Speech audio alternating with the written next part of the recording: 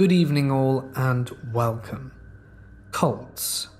Terrifying. Mysterious. Dangerous. They can be some, none, or all of these things. But one thing's for certain, we're going to find that out now. So get comfortable, grab your hoods, and let the darkness take control. This happened to me around a year and a half ago. My boyfriend at the time and I were sitting in the living room of my apartment when I heard a knock at the door. My ex asked if I was expecting anyone, and I said no, but I could just take a look in case to see who was out there. He stayed on the couch while I looked through the peephole. The apartment was set up in a way that didn't allow him to see me from the living room to the front room. Outside, there were two people. One young African-American man, looked about mid-20s, and a much older Asian woman who looked to be in her 60s. For whatever reason, I decided to open the door. When I opened it, the young man says, "Hi, we are a part of so-and-so religion, and we would like to talk to you about it. I have a 50-pound dog who's trying to get out, so I said, sure, hold on, I'll come outside because my dog's trying to get out." This was a huge mistake. I want to clarify that this was very out of character for me. However, I had recently become closer to God and just wanted to give these people a chance, as I didn't believe any harm would come by just listening to what they had to say. I was stepping outside and closing the door behind me, and was about to listen to what they had to say. They said something about how they pray to Mary instead of God because she was the one who birthed Jesus. I don't exactly remember what, but it was something like that. I thanked them for their time and then say something like, "Thanks guys, stay safe out there," and thought I'd leave it at that. The Asian woman visibly starts panicking and saying things I don't understand in another language. When I look to her partner to see what he has to say about her behavior, he says, "No problem. Perhaps you want a pamphlet though." Sure. Not wanting to be rude, and also to do some research on the religion as I'd never heard of it before. The guy then says, "Okay, great, we have them in the car. You can come with us, we're parked right out front." At that moment I start feeling weird. I lived on the 3rd story of an apartment complex that really was not the best place and there were no cameras anywhere. Why would they just leave their pamphlets in the car if they were going to door? It wouldn't make much sense to have each person they intrigued come down to the car, and the parking spots outside my house were almost all handicapped and no one can park there. The woman grabbed my arm and started directing me to the stairs. In a split second I say, "You know what, I'm a Christian and I'm very happy with my faith, but thank you anyway." The woman again said something in a language I couldn't understand, and the man goes, "Are you sure? We can get it to you really fast, we're parked right there." My heart genuinely sank into my butt. I started sweating and looking for ways to remove myself from her grasp and the situation entirely. I know I must have looked panicked, and I was. What do? How do I get away from the immediate danger I just put myself in? I wasn't thinking and just blurted out that I was very sure, yanked my hand from the woman, who ended up scratching me from her grasp, and bolted inside. I locked the door behind me and told my boyfriend what happened. That's when he looks at me, and he made a face that I've never seen him make before. He tells me about how that specific religion has been in the news for the last few weeks, because women have been going missing. And the only thing they have in common is some of the neighbors saying they had been solicited by the group the same day or around the day or time the neighbor disappeared. I read some articles to fact check what he was saying, and he was right. The police were saying that it might be in connection with a trafficking ring that was moving from neighboring cities and now was suspected to be in ours. It gets weirder somehow though. I seriously freaked out, went straight to Facebook Live and shared with my friends because I wanted to warn whoever it was that I could. I set the privacy to public after the live ended and went on with my life, still a bit shaken. 1 week later, I get a Facebook message from someone who is, I'm assuming, part of that religious group, telling me I need to take the post down, and she was not nice about it. After I said I wouldn't because I wanted to educate anyone who lives in my town, she told me I was a spoiled egg and I would regret making that video. I was afraid and blocked her immediately, set the video to private and called the police. The police said they couldn't do much as I didn't have the make or model of the car they were in, and there was no proof that they had even come to my apartment or who it was. But here's the part that still freaks me out. When I went to show them the messages from Facebook, I went to unblock the lady. Her page was completely deleted.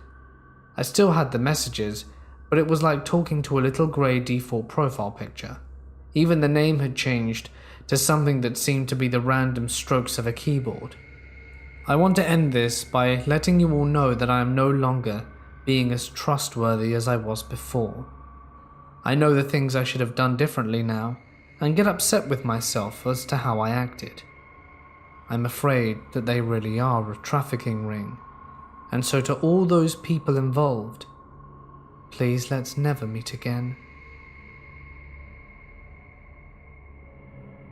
I would like to share with you a story that I heard based on my experience helping out at the mosque for last year's celebrations of Eid al-Adha. So I was there as a journalist working on a small island off the coast of Singapore. One of the islands have a small mosque, but they were organizing the lamb slaughtering event to give out to the poor. Many villagers, consisting mainly of Muslims and Christians, receive free meat on that day, which also contributes to the next event, which is a large feast especially for the villagers. I got the chance to aid in that, and get free food as well. However, one must understand that with a lot of goats there will be a foul stench, as there will be lots of blood coming from the butchering area. By nightfall things would have been cleaned, of course. This story is told by one of the staff there that mentions a tale that will disturb me forever. There is this story that revolves around the mosque being used by an unknown cult to summon the goat woman. They would use the praying hall in the middle of the night to do some sort of satanic ritual before sacrificing a woman, most of the time a villager, to summon the goat woman. Usually they sacrificed a young girl around her 20s, a virgin, and she was stripped of all clothing before they ended it all for her. An axe is placed on the sacrificial altar and several red candles lit up before some chanting goes about. Then the spirit of a demon would enter the deceased's body and rise, placing a decapitated goat's head still fresh on hers. Blood would drip all over her body as she picks up the axe and goes after the villagers that killed all the goats. When coming after virgins, their bodies would be affixed to crucifixes and often left on the road for villagers to see. According to an old man that lived on the island, the cult consisted of satanic worshippers that suddenly came to the island and began performing their demonic rituals one day in the forest. Ever since then, there will always be strange noises coming from the forest, the sound of goats, the screaming of women, and the stomping of large creatures. Many people did go missing, but no investigations conducted were able to find them, and so cases went cold. The villagers managed to, of course, stop the demon with their exorcism and their firearms. They summoned a religious teacher to stop the demon while a priest from a nearby church also aided the villagers. However, the account varies, as some say that she escaped into the forest with her cult, coming out each night to end the life of young virgin girls. This could be the reason why most girls are given curfews, to protect them from the goat woman. I would always take the shortcut through a local cemetery from my friend's house to my house. I wasn't afraid of it. I knew the caretaker and all the dogs that roamed the place. So I'm on my way back. I get into the middle of the cemetery and I can see candles lit and people standing around it. I skirt around them and they are all chanting something in Spanish. I'm able to make out a few chickens in a pen, but they're all chanting and praying. The next day I return on my bike, go to the same spot, and find little bowls filled with chicken eyes and hearts. I was only around 17 at the time, but apparently I happened upon a group of people practicing Santeria. It freaked me out at first, and when I learned a little more about it, I realized it was not much to fear. Unfortunately, I didn't learn more about it for a few years. Creepy as hell, especially seeing the remains of the chicken the very next day. It was a calm, warm summer night in July. The first year of high school was over, and me and my two friends Marcus and Marcus were hanging out. The night sky was dark enough to see some stars, and there was stillness in the air. It was so still, as a matter of fact, that there was a complete absence of any wind whatsoever that night. It gave off an uncanny feeling that my friends and I seemed to ignore as we roamed the town streets looking for stupid fun things to do. After messing around for a very long time, we decided to take a break in the middle of a large outdoor sports complex that we had to pass through on our walk back to Marcus's house, where we had been hanging out earlier that day. At that point, it was a little after midnight, and we decided to sit far inside the complex on the curb of the road that goes through it. This road separates many of the sports fields from the dark, dense trees and woods that border all around the large secluded complex. We all happen to have been sitting in one of the most isolated parts of the complex, with only a large post above us to see. The light from it only reached across the road and stopped instantly against the wall of the forest on the opposite side of the curb we sat on. We sat there, staring into the trees in front of us, talking for another hour about things I can't remember, and sitting in our oasis of flickering lamplight. Little did we know what could have been lurking in the desert of pitch-black darkness that encompassed us. Even with this almost sinister setting we unknowingly found ourselves in, the night still continued to maintain its tranquil absence of wind like a calm before the storm. Behind us was a large fence, a large field behind that, another fence, another large field behind that, and even more bordering trees behind that. All of it cloaked in a thick blanket of darkness, similar to the woods that loomed across the road directly in front of us. On the left side of us was that dead end of a road and some large metal crates. On our right side was down the road that led past more fences and fields, eventually leading to a parking lot and the exit. As we continued to talk through the night, still slightly amped up on caffeine from all the soda we drank earlier, I lost track of what my two friends were talking about and drifted my attention out of the conversation for a moment to check my phone. After that very moment, it was when I started to hear sounds, multiple human-like voices coming from far behind us. If I had to guess where it was coming from, based on the direction and the volume, it was probably around the forest, where it meets the furthest field far behind us, somewhere hidden in the dark. What I heard was a very eerie chanting in a language I'd never heard. Whatever it was, I could tell that multiple people were chanting it, and it was giving me serious negative energy that sent chills down my spine. I kept looking at my phone trying to tune it out and focus my attention on some memes, but it was too chilling to ignore. I then turned to look at my friends, hoping to jump back into the conversation and forget about the voices, but before I did this I suddenly realized they had already stopped talking too. When I turned silently to both look at them, I then saw that they too had also turned, looking back at me with the same spooked facial expression. My friend Marcus says, "Dude, do you hear that creepy chanting?" I reply, "Yeah, it's freaking me out." At the exact moment I said that, as if on cue, an immense gust of wind rips through the trees in front of us, spiraling in extreme commotion, tearing through the once calm air. The canopies of trees surrounding all around us were shaking and bending in the wind, with the sound of leaves rattling loud as ever, and the continuous chanting that still lingered in the distance. All three of us immediately and simultaneously stood up at the exact same time. It was as if a lightning strike of fear had jolted up us, and right as we got up, and before we could even say a word, a sudden, extreme loud sound blast from within the roaring forest right in front of us. The best I can compare it to is a combination between a gong being hammered and a scream/growl and low rumble. But even that description is an understatement. This sound was otherworldly and still haunts me to this day. That was it. Me and my friends didn't know what to say to each other, nor looked at each other.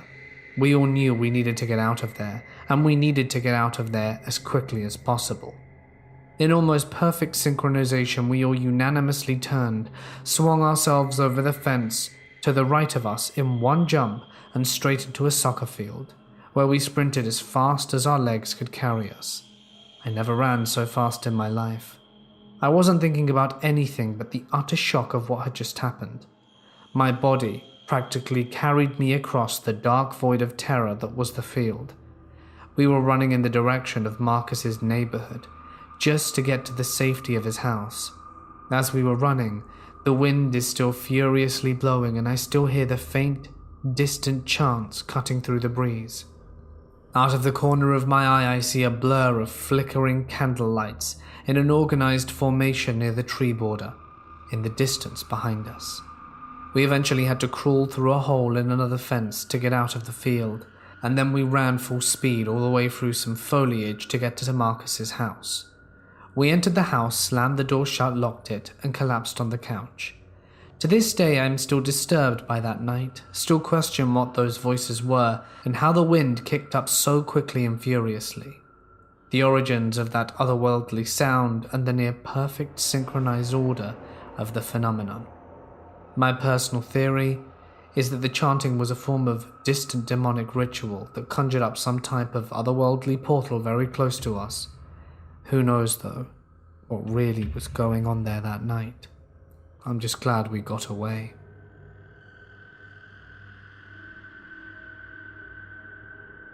My husband and I were passing by this big, glorious white building that resembled Greek and Roman architecture, like it was a museum.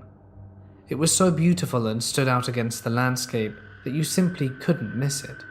So we decided to park and check it out, looking for possible date ideas. The outside had a massive fountain that a bride and groom were taking pictures in front of.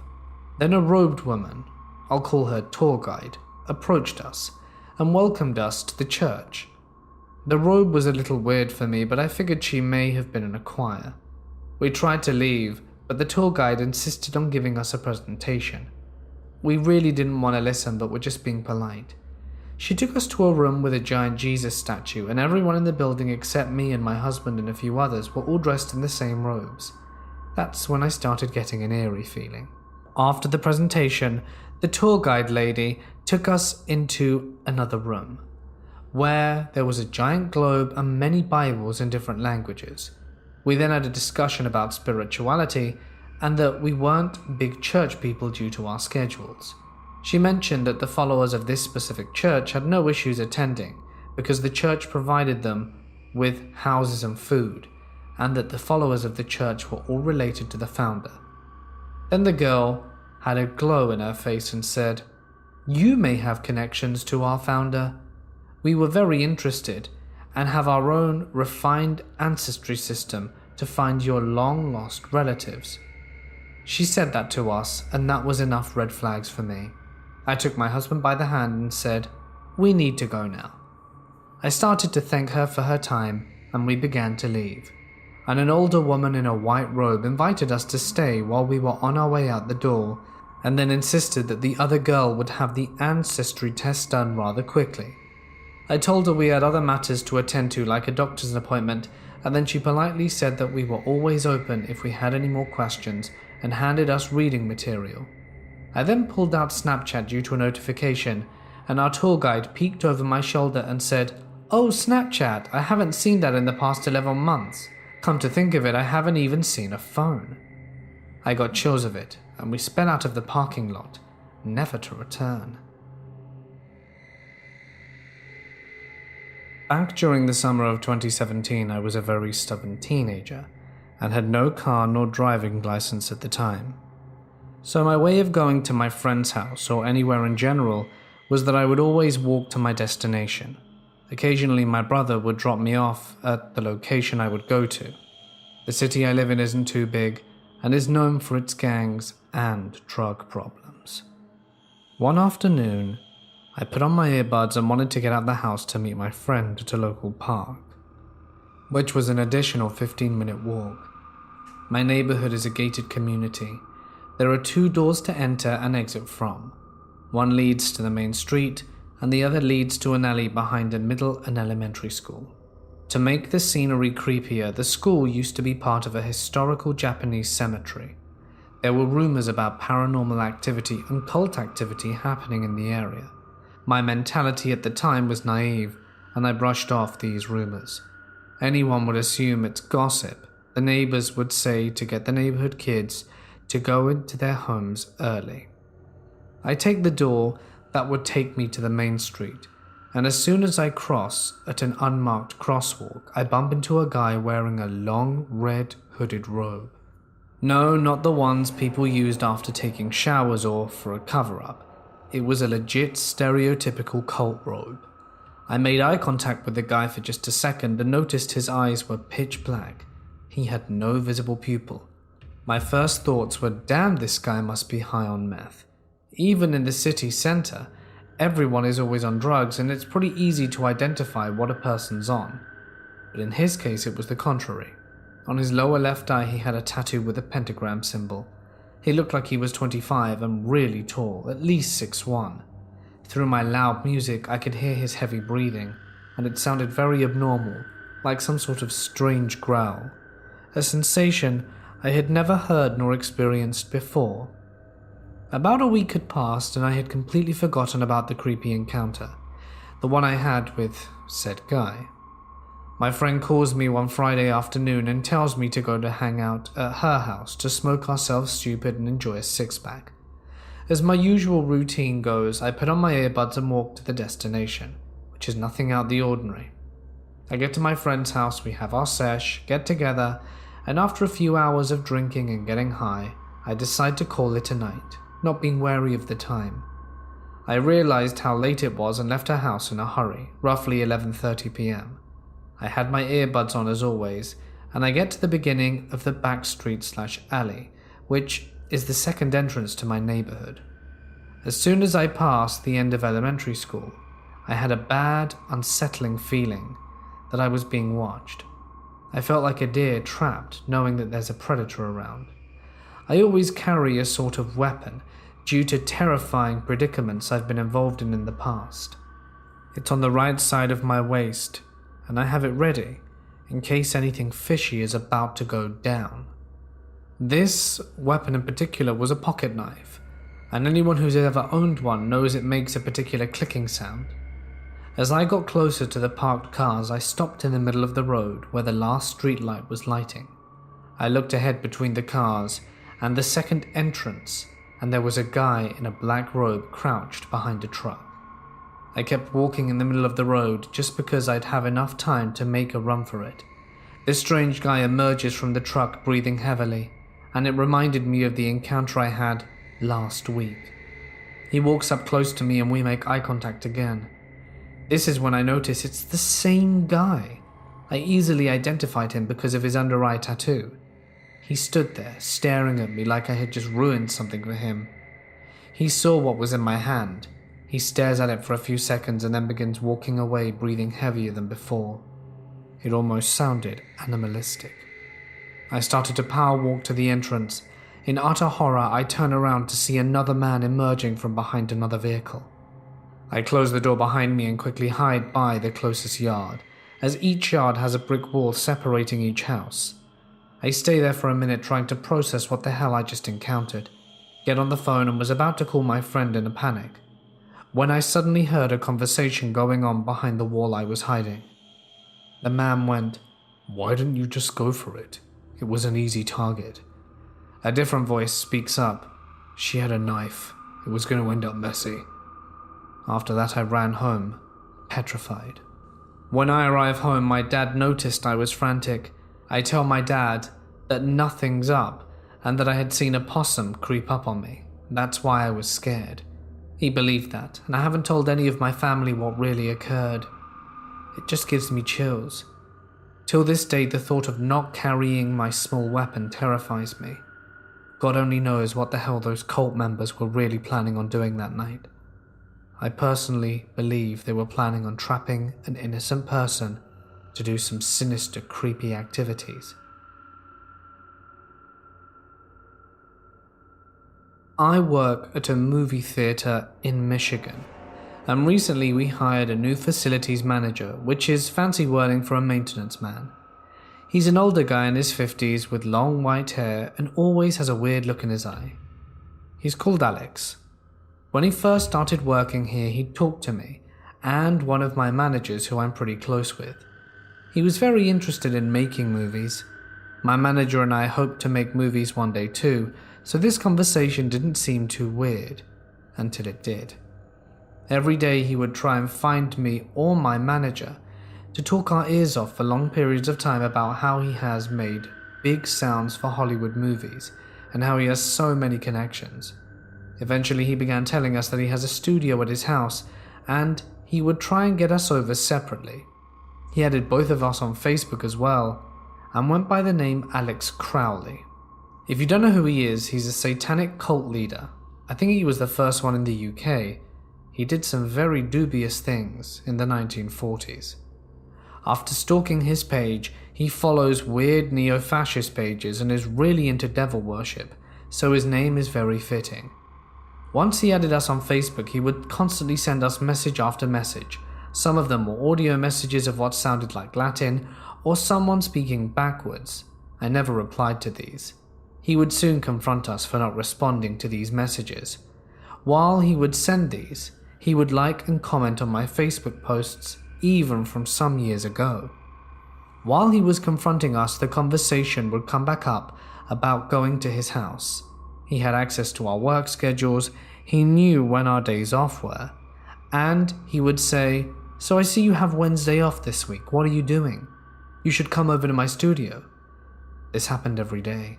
If I didn't see him up to that day off, the next time I worked he would say, "So you had that day off yesterday, why didn't you come over?" He did the same thing to my manager, who's 24. He even told him to bring a swimsuit and asked what kind of beer he liked to drink. A few weeks go by, he's still pursuing us, but now he's added 2 more of my co-workers to his creep list. After the same stuff with them, one day my manager and I were working together, and he comes up saying that he put a picture of the A24 logo on his Facebook. Alex put it there because he is supposedly making a sequel to the movie It Follows 2014 with them. He started saying how I needed to go to Detroit with him to be in the movie, and my manager would be the editor of it. The next day after, he must have realized Google exists and tried to go back on what he said. Alex told us how the director was fired from A24 when AWOL deleted his Facebook and Twitter and only reached out to Alex because there was no one else he wanted to talk to. He told us this director would be blacklisted from Hollywood as his last movie flopped. Apparently, when your movie is bad, you're never allowed to work in the industry again. At this point, both me and my manager are exhausted from dealing with him and can't stand working with him.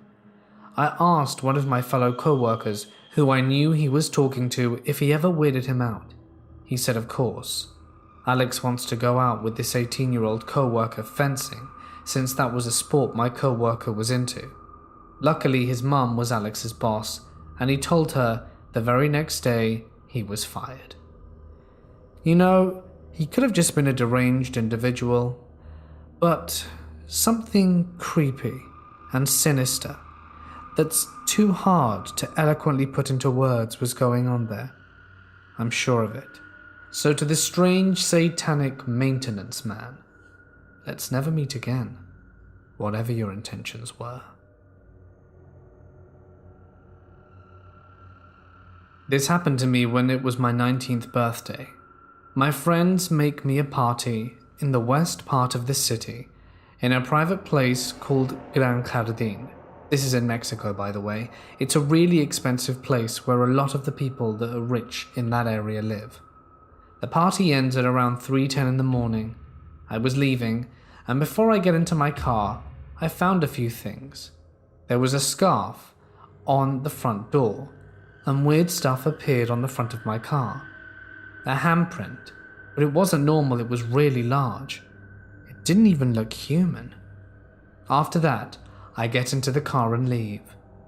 When I was roughly 7 minutes from my house, I was passing the community cemetery, just like any other day, except that my car stopped in front and it just switched off. It completely stopped. It was dead. It was a Honda Civic, I think. And it could be the motor, the battery, but I really wasn't sure. I get out the car, open the door, and was looking around to see what it could be when I start hearing a strange noise coming from the cemetery. That's when I see people, in all black, wearing masks on their faces. I jump right back in my car, close it, and lock it. The people ignore me. I try turning on my car, but it doesn't move. I am absolutely terrified when I saw the door to the cemetery open, and a lot of them make 2 lines, and I'm really afraid. Are they going to target me? Imagine you're 19, stuck in front of a cemetery with random people. You're like a deer in the headlights. The men point at me. People start surrounding my car. The tallest of the bunch is in front of it. All the while, I'm desperately twisting my key in the hope that the car turns on. All the people were trying to open the doors, hitting the windows, and I was in tears. It was at that moment that my car miraculously turned on. I put the car in gear and pushed the accelerator. I was expecting to hit someone, but nothing happened. I saw the guy in front, but it was like I went through him. When I looked behind me, in my rear view mirrors, there was no one. I arrived home really scared. I don't really know what to think. I wasn't high, I wasn't drunk. This wasn't a hallucination. Those people were there, and then in a blink they weren't. What the hell was going on that night at the cemetery? I got chased by a cult once when I was a teenager, running around at 2 a.m. with my friends.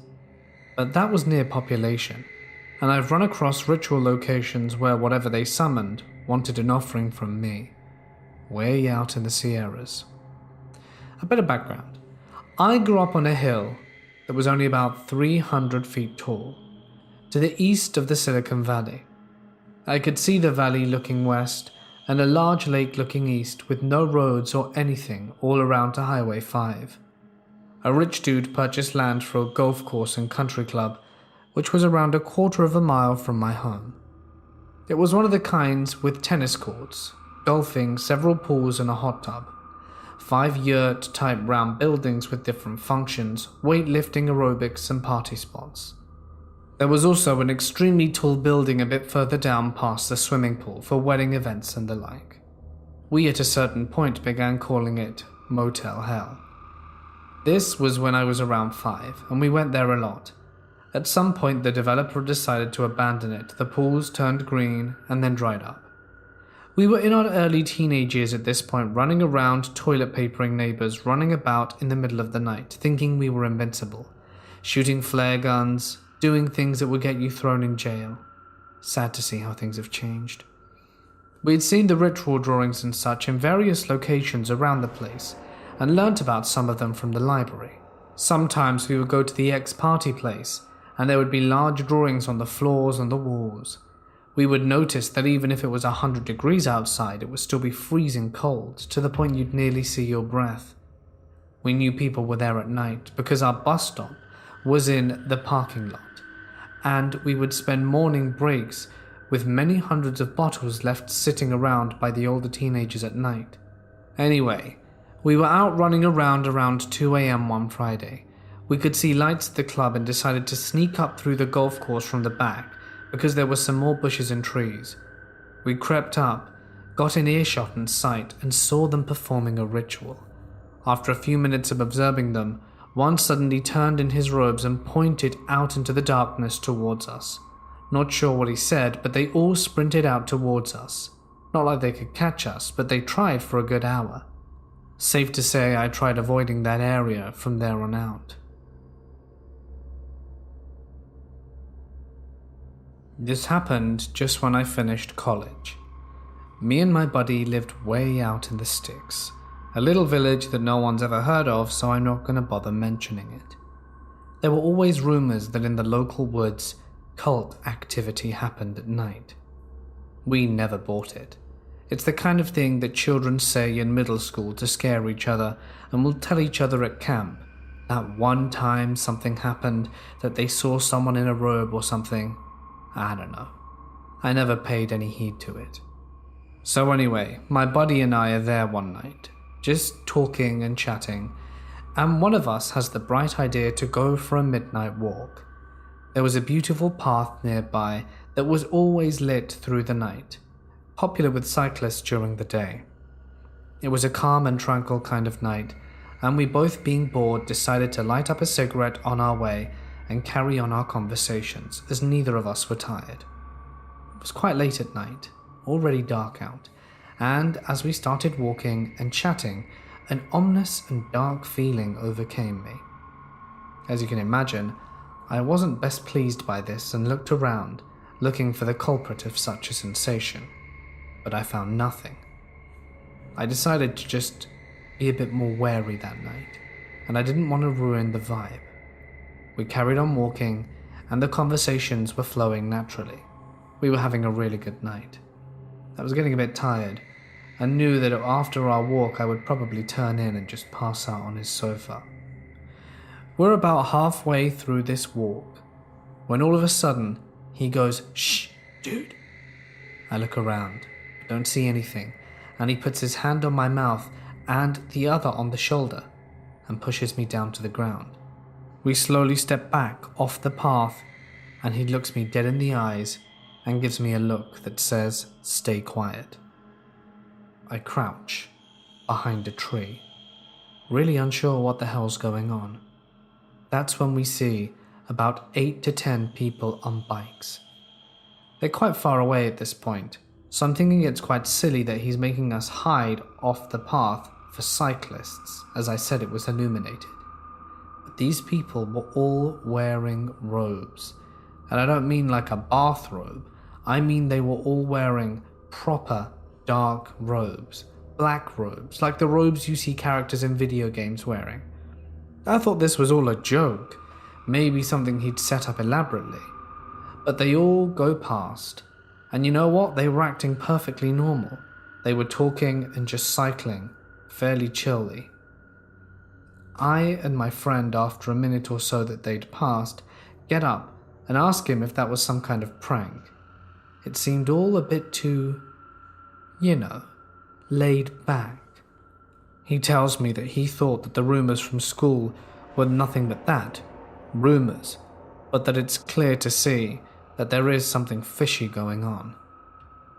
He says that we should follow them to see what they're up to. By this point, the adrenaline that had coursed through me had perked me up a little bit, and in our stupidity we decided to see if we could follow. Deep down I thought that they must have been going quite far if they were on bikes, but entertained the idea that my friend had. It was probably about a 4-minute walk when we found the bikes discarded by the side of the path. There was a small clearing up ahead and a little dirt path that the cultists had obviously walked upon. At this point I start getting chills. What if more arrive and we're caught in the middle of some cultist fiasco or something? I really didn't want to stick around for that, but my friend said that they were already doing something and to look up ahead. It was up a small hill. I could already smell fire, and we were hiding a little bit off the path, going up the trees ever so slowly just to see what they were doing. When we reached the top, we're crouching behind trees, hidden in absolute darkness far off the path and their fire. we stare in curiosity at a bunch of people in robes dancing around the fire, and one guy right next to the fire chanting out of a book. It was literally like a scene taken directly from a movie. Part of me wanted to believe that there was someone filming and this could have been part of a student film, but they were all very keen in their activity. After a while, the chanting and dancing stops, and the guy in the middle starts speaking nonsense words that neither of us understand, but I would assume were probably Latin or something akin to that. At that point, my friend and I think it might be time to hightail it out of there. But just as we agree to that, do the cultists all of a sudden stop. In silence, they get into single file and start leaving, the fire dying down. The main man, as I'm going to refer to him as, says some words over the fire and proceeds after them in a straight line, almost like kids lining up at school. They each grab their bike and start cycling away, like nothing had ever happened. We're left, confused and dazed. We give it about half hour before we even make a move, just in case they stuck around. But when we were confident that they had finally left, do we go up to the embers of the fire and see if there's anything suspicious. And with that, we go home and call it a night. Nothing innately creepy or sinister happened, but I wonder what the hell they were doing and practicing. And more importantly, what would have happened to us, and if we'd have found ourselves on the same fire had they identified us watching their little gathering. Who knows?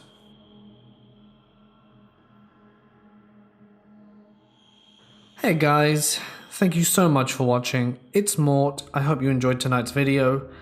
If of course you did, you know what to do. Huge thanks as always to the cult of the Let the Darkness Take Control. Joking. I mean my members and my fellow patrons. Your support is invaluable. Help keeps the channel running, so thank you. If you want to find out more, info's in the description. You get some cool perks for signing up. You can find out if you're interested. Oof, cults are dangerous, guys. I mean, we didn't have any this time round about brainwashing cults or anything like that. And, well, I don't want to offend anyone when I say this, but if it's a fact, well, it simply is what it is, regardless. So, my cousin grew up going to school with these girls, because they're girls, two girl cousins of mine, and this other girl that they knew and that they were somewhat friends with. And they had their dad had a decent business going on. Then he joined Scientology, and, well, I guess they helped him out, and his business really boomed. And then he went to live in the States, and I think he took his girls to the States as well. And they invited some friends of the school, one being a girl in particular, to go and, chill with the other girls. This is not Scientology related yet. But when she was out there, they indoctrinated her into Scientology. I think she was 15, so underage. I don't know if it's illegal to do that. But more importantly, she wasn't allowed to come home for 6 months. It was they never flew her back. She didn't go on the flight she was supposed to. Her parents weren't allowed to communicate with her, and it's only until obviously police, when it comes to different countries getting involved, it got quite messy, was she finally allowed to come back 6 months later. But by that point she was fully immersed into Scientology. Now, if there are any Scientologists out there, well, I don't want to offend you or upset you or anything, but this is just something that my aunt has told me, and I mean, it's pretty creepy. No religion or anyone should hold you against your will. And the girl did say quite explicitly she was held against her will, and she got home. But yeah, creepy stuff, guys. Creepy stuff. Stay safe out there. Stay away from cults. Stay awesome. And I'll see you in the next one.